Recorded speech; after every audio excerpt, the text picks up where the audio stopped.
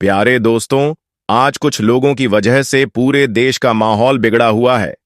जगह जगह पर लोग हिंदू मुसलमान कर रहे हैं। जगह जगह पर दंगे फसाद हो रहे हैं। हाल ही में आपने हरियाणा के मेवात के नूह में देखा और सुना भी होगा कि किस तरह से वहां का माहौल बिगड़ा हुआ था। ऐसे बिगड़े हुए माहौल में हम आपको दो ऐसे वाकया बताते हैं जिसको सुनकर आप समझ जाएंगे कि ना तो सारे हिंदू बुरे होते हैं और ना ही सारे मुसलमान बुरे होते हैं। सिर्फ कुछ लोग बुरे हैं जो अपने फायदे के लिए ऐसा करते हैं। यह दोनों वाकया यकीनन आपके दिलों से नफरत को मिटा देंगे। इसीलिए आज की वीडियो आप सभी के लिए बहुत ही खास है। आप हिंदू हो या मुसलमान, आप इस वीडियो को आखिर तक जरूर देखें। और अगर आपको यह लगे कि यह वीडियो हिंदू और मुसलमान को एक करने में मददगार साबित हो सकता है, तो आप इस वीडियो को दिल से एक लाइक करें और मेहरबानी करके इसे शेयर भी कर दें ताकि और भी लोगों के पास यह वीडियो पहुंच जाए। तो चलिए आज की वीडियो को शुरू करते हैं दोस्तों। पहला जो वाकया है यह है इलाहाबाद की रहने वाली एक लड़की जिसका नाम आरती था। आरती लखनऊ में रहकर अपनी पढ़ाई पूरी कर रही थी। आरती उस दिन अपने घर इलाहाबाद जाने वाली थी, मगर उसी दिन उसके किसी फ्रेंड के घर पर कोई पार्टी थी। इसलिए उसने सोचा कि पहले मैं अपनी फ्रेंड के घर पार्टी अटेंड कर लेती हूं, उसके बाद शाम को अपने घर चली जाऊंगी। बस यही सोचकर उसने अपना रिजर्वेशन भी करवा लिया था। उसके बाद आरती ने पार्टी अटेंड की और फिर शाम को सीधी वह अपने फ्रेंड के घर से निकली और रेलवे स्टेशन पहुंच गई और जाकर ट्रेन में अपनी सीट पर बैठ गई। आरती का रिजर्वेशन जिस बोगी में था उसमें लगभग सभी लड़के ही थे जिनके हंसी मजाक आरती को खूब डरा रहे थे। टॉयलेट जाने के बहाने से आरती पूरी बोगी में घूम आई थी। मुश्किल से पूरी बोगी में 2 या 3 औरतें रही होंगी। यह देखकर आरती डर से कांप सी गई, क्योंकि पहली बार वह रात के वक्त ट्रेन में अकेली सफर कर रही थी। इसलिए वह पहले से बहुत घबराई हुई थी और अब उसकी बोगी में सारे लड़के ही भरे पड़े थे। यह देखकर वह और भी ज्यादा डर गई थी। इसलिए फिर वह खुद को सहज करने के लिए अपनी सीट पर बैठी और एक मैगजीन निकालकर पढ़ने लगी। बोगी में लड़कों का एक झुंड था जो किसी कैंप में जा रहा था। उनकी हंसी मजाक और उनके चुटकुले आरती को और भी ज्यादा डरा रहे थे। आरती के डर और खौफ के बीच रात धीरे धीरे गुजरने लगी, मगर आरती अभी भी कांप रही थी। यह देखकर अचानक सामने की सीट पर बैठे लड़के ने कहा, हेलो, मेरा नाम अनिल है और आप तो डर के मारे पीली पड़ चुकी हो। तो आरती ने धीरे से कहा, हाँ। तो वह लड़का कहने लगा, जी कोई बात नहीं, अगर आप अपना नाम बताना नहीं चाहती हो तो मत बताइए, मगर वैसे आप जा कहां रही हो? तो आरती ने धीरे से कहा कि इलाहाबाद जा रही हूं। इतना सुनते ही लड़के ने कहा, क्या इलाहाबाद? अरे वाह, वह तो मेरी नानी का घर है। इस रिश्ते से तो आप मेरी बहन लगी।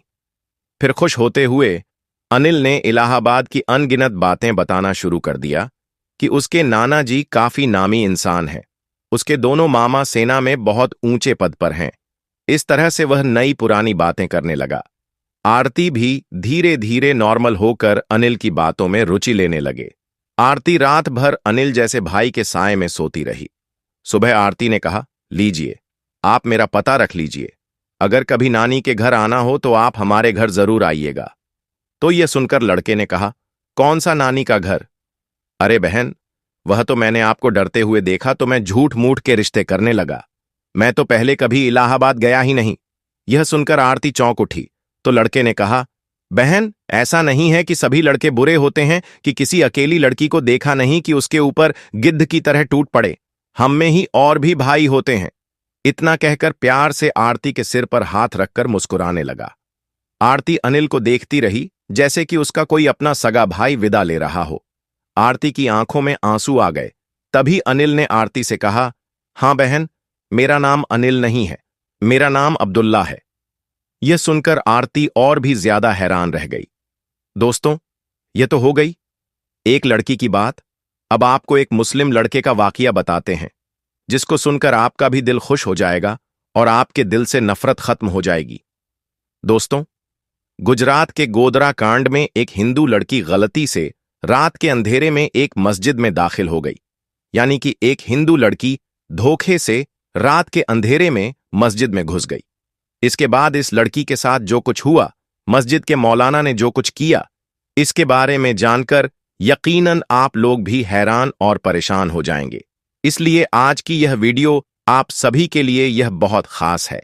आप हिंदू हो या मुसलमान हो, आप इस वीडियो को आखिर तक जरूर देखें और वीडियो को लाइक करें और अपने दोस्तों में भी शेयर जरूर करें ताकि उनको भी इस मौलाना की हरकत के बारे में पता चले। दोस्तों, 202 की तारीख 27 फरवरी को कौन नहीं जानता होगा, क्योंकि यही वह तारीख है जिसने भारत के इतिहास को बदल कर रख दिया था। यही वह तारीख है जिस दिन गुजरात के गोधरा में हिंदू और मुसलमानों के बीच में दंगे शुरू हुए थे, जिसमें हजारों बेकसूर लोग मारे गए थे। इसके बाद पूरे गुजरात में हिंदू और मुसलमानों के बीच में बहुत तनाव बढ़ गया था। आज जो वाकया हम आपको यहां पर सुनाने वाले हैं, ये वाकया इन्हीं गुजरात के दंगों का बताया जा रहा है।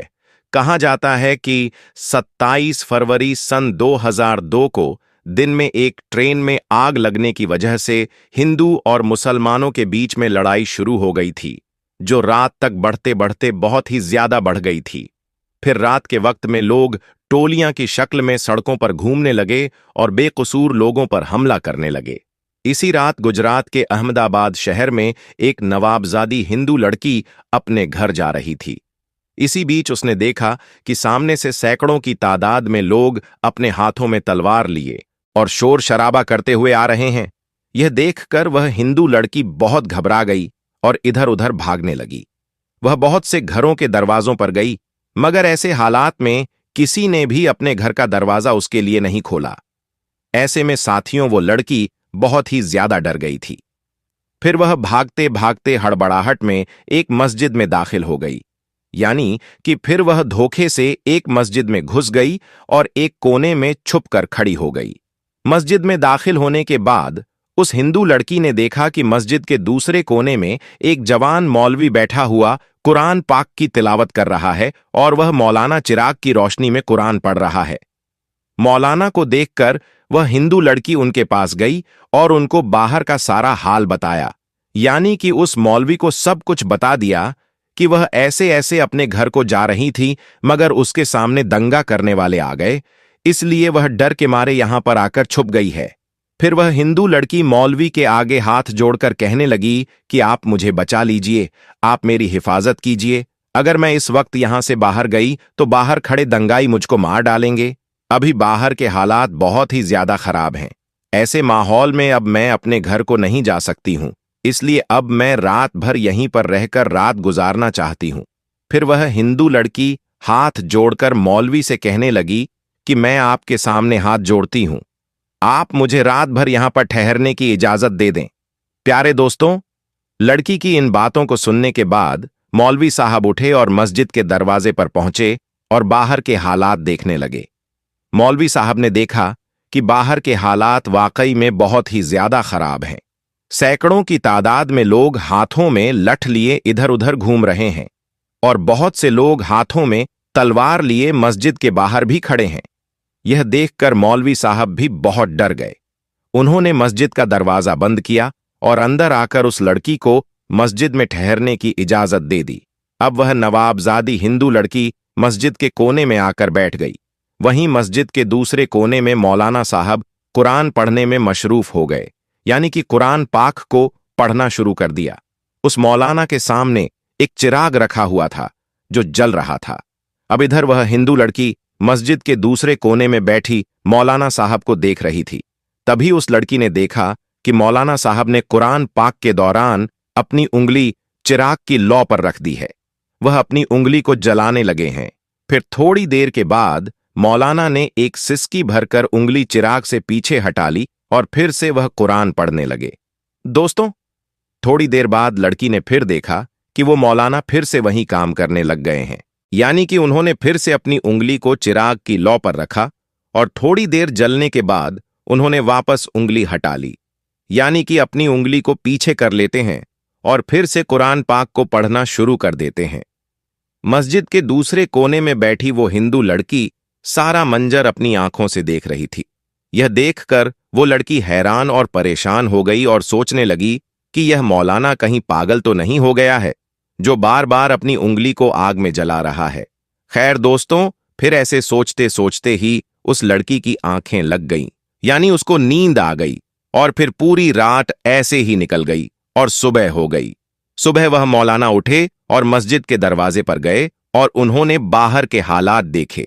मौलाना ने देखा इस वक्त बाहर कोई भी नहीं था, यानी कि दंगा फसाद खत्म हो चुका था और लोग वहां से जा चुके थे। तो फिर वह मौलाना उस लड़की के पास गए और कहने लगे कि उठो, अब हमारी नमाज का वक्त हो गया है। अभी थोड़ी देर बाद बहुत सारे नमाजी आ जाएंगे, इसलिए अब तुम्हारा यहां रुकना मुनासिब नहीं है, क्योंकि अगर लोगों ने तुमको यहां पर देख लिया तो लोग मेरे बारे में बदगुमानी कर सकते हैं और मेरे किरदार पर शक कर सकते हैं। इसीलिए अब तुम जल्दी यहां से चली जाओ। और मैंने बाहर देखा है, अब बाहर के हालात भी नॉर्मल हैं। बाहर का रास्ता बिल्कुल साफ हो गया है। अब आप आसानी से अपने घर को जा सकती हो। आओ, अब मैं तुमको बाहर तक छोड़ देता हूं। यह सुनकर उस हिंदू लड़की ने कहा कि अगर रास्ता साफ हो चुका है तो अब मुझे जाने में कोई हर्ज नहीं है, मगर मैं जाने से पहले आपसे एक बात पूछना चाहती हूं। मैं आपसे एक सवाल करना चाहती हूं, पहले आप इसका जवाब दे दें। यह सुनकर मौलाना साहब कहने लगे, पूछिए, आप क्या पूछना चाहती हैं? तो वो हिंदू लड़की कहने लगी, मौलाना साहब, आप ये बताएं कि आप रात भर अपनी उंगली को चिराग में जलाने की क्यों कोशिश कर रहे थे? तो यह सुनकर मौलाना साहब कहने लगे, इसके बारे में आप ना ही पूछें तो अच्छा है, क्योंकि यह मेरा जाति मामला है, इसलिए मैं इसके बारे में आपको नहीं बता सकता हूं। यह सुनकर वह हिंदू लड़की कहने लगी, जब तक आप मुझे इसके बारे में नहीं बताएंगे तब तक मैं यहां से नहीं जाऊंगी। इसलिए मौलाना साहब को इसके बारे में मजबूरन बताना पड़ा। फिर वह मौलवी साहब कहने लगे, देखो, बात दरअसल यह है कि जब तुम रात के वक्त में यहां पर आई थी तो तुम्हारी खूबसूरती को देखकर शैतान ने मुझको बहकाना शुरू कर दिया था। इसलिए फिर मेरे दिल में नफसानी ख्वाहिश उभरने लगी, यानी तुमको लेकर मेरे दिमाग में गलत गलत और बुरे बुरे ख्याल आने लगे थे और वह मुझको बेचैन करने लगे थे। इसलिए फौरन मेरे दिल ने मुझसे कहा कि अगर तुम बुरा काम करोगे, अगर तुम गलत काम करोगे तो कल कयामत के दिन तुम्हें जहन्नुम की आग में जलना पड़ेगा, जो इस दुनिया की आग से 70 गुना ज्यादा होगी। इसलिए पहले तुम इस दुनिया की आग का मजा चख लो। इसलिए फिर मैंने अपने दिल की बात को मानते हुए अपने जिस्म को आग के हवाले कर दिया और अपने जिस्म को आग का मजा चखाने लगा और अपने नफ्स से कहने लगा कि अगर तुझ में आग की तपिश को बर्दाश्त करने की ताकत है तो फिर तुम्हारी मर्जी है, तुम जो चाहो वह कर लो। अगर तुम इसको बर्दाश्त कर सकते हो तो तुम चाहो तो यहां गुनाह कर लो। इसी वजह से रात में जब जब मेरे दिमाग में गलत और बुरे ख्याल आए तब तब मैंने अपने नफ्स को आग के हवाले कर दिया और नफ्स को आग का मजा छकाता रहा। आग की तपिश देखकर मेरा नफ्स गलत काम करने से रुक गया। ऐसे करते करते मेरी पूरी रात गुजर गई दोस्तों। इसके बाद वो हिंदू लड़की चली गई। वक्त गुजरता गया। नवाबजादी के लिए अमीर से अमीर शख्सियत के रिश्ते आने लगे, मगर वह हर रिश्ता ठुकराती रही। लड़की के वालिद बहुत परेशान थे कि आखिर मामला क्या है। जब काफी वक्त गुजर गया तो उस लड़की ने आखिर बता ही दिया कि मुझे दीने इस्लाम धर्म पसंद है और मैं उसी धर्म में शादी करना चाहती हूं। फिर आखिरकार उस लड़की की शादी एक मुस्लिम लड़के के साथ हो गई। दोस्तों, अगर हम पूरी जिंदगी अल्लाह और रसूल के तौर तरीकों पर गुजारे तो खालिक कायनात हमें जन्नत के मल्लात में क्या मुकाम देगा। जरा सोचिए दोस्तों। याद रखें कि अल्लाह से डरने वाले मर्द और अल्लाह से डरने वाली औरतें अल्लाह ताला को बहुत पसंद हैं। प्यारे दोस्तों, अब हम आपको मुंबई की एक ऐसी करामाती दरगाह की जियारत कराएंगे जो कि मुंबई CST रेलवे स्टेशन पर मौजूद है। इस दरगाह में आराम फरमाने वाले अल्लाह के वली के एक बहुत बड़ी करामत का वाकया, जिसे आज की वीडियो में हम आपको बताएंगे। वीडियो को शुरू करने से पहले आप लोगों से एक छोटी सी गुजारिश है कि इस वीडियो को एक लाइक करके हमारे चैनल को सब्सक्राइब जरूर कर लीजिएगा, क्योंकि हम ऐसी ही प्यारी प्यारी वीडियो आपके लिए हर रोज लाते रहते हैं। तो चलिए दोस्तों, शुरू करते हैं। दोस्तों, हजरत बिस्मिल्लाह शाह बाबा रहमतुल्लाह अलैहि की मज़ार महाराष्ट्र के शहर मुंबई के इलाके Saint George CST railway station पर मौजूद है। आपका पूरा नाम हजरत सैयद बिस्मिल्लाह शाह कादरी रहमतुल्लाह अलैहि है। आप आले रसूल हैं। आप मुल्क अरब से हिंदुस्तान तशरीफ लाए और महाराष्ट्र के शहर मुंबई के एक इलाके में सुकूनत पजीर हुए। आप बड़े ही परहेजगार, आबिद और जाहिद थे। आप बड़े ही जलीलुल कद्र वली कामिल है। आपका आस्ताने मुबारक मुंबई के सीएसटी रेलवे स्टेशन पर प्लेटफार्म नंबर 15 पर मौजूद है। इसलिए लोग जब भी सफर करने के लिए जाते हैं तो आपकी बारगाह में इस अकीदत के साथ हाजिर होते हैं कि जब भी सफर के लिए निकले तो उनका सफर आसान हो और आपकी दुआ से उनका सफर खैरियत से हो। आप रहमतुल्लाह अलैहि की करामात के बारे में यह मशहूर है कि जब हजरत बिस्मिल्लाह शाह रहमतुल्लाह अलैहि अरब से हिंदुस्तान तशरीफ लाए और मुंबई में सुकूनत पजीर हुए तो आपने अपनी इबादत गाह एक दरख्त के नीचे बना ली। जहां आपने इबादत गाह बनाई थी वहीं ट्रेन की पटरी लगाई जा रही थी। एक मर्तबा हजरत बिस्मिल्लाह शाह रहमतुल्लाह अलैहि चाय बना रहे थे जिसकी वजह से उसका धुआं उड़ रहा था और उस वक्त ब्रिटिश अंग्रेजों का जमाना था। वह लोग ट्रेन की पटरी लगा रहे थे। जब उन लोगों ने देखा कि दरख्त के नीचे से धुआं निकल रहा है तो वह लोग उस दरख्त के करीब गए तो देखा कि एक बुजुर्ग अल्लाह के वली चाय बना रहे हैं। तो उन लोगों ने उनसे उनको हटने के लिए कहा क्योंकि उन लोगों को वहां पर पटरी बिछानी थी। लेकिन बिस्मिल्लाह शाह बाबा रहमतुल्लाह अलैहि ने हटने से मना फरमा दिया तो अंग्रेजों ने उनको जबरदस्ती हटा दिया और अपना काम शुरू कर दिया। काम करते करते रात गुजरी तो सुबह देखा कि जो पटरी उन लोगों ने बिछाई थी वह उखड़ी पड़ी हुई थी। तो फिर उन लोगों ने काम शुरू कर दिया और पटरी को वापस बिछाने लगे। इसी तरह रात गुजरी, फिर दूसरे दिन सुबह देखा तो फिर से पटरी उखड़ी पड़ी हुई थी। फिर से वह लोग पटरी बिछाते और वह उखड़ जाती। जब 3-4 दिन ऐसे ही मामला होता रहा तो वह लोग समझ गए कि हो ना हो यह करामत उस फकीर की है जो चाय बना रहे थे।